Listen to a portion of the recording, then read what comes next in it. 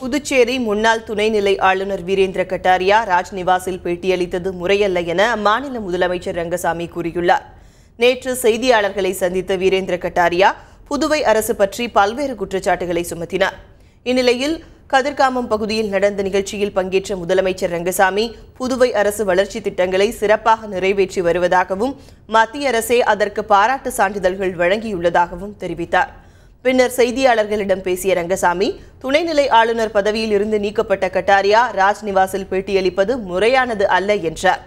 அவரது குற்றச்சாட்டுக்கு உரிய நேரத்தில் பதில் தருவேன் எனவும் அவர் தெரிவித்தார்.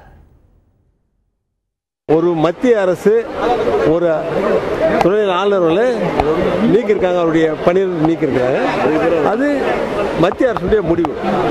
அதுக்கப்புறம் அதுக்கேற்ற அவர் அதாவது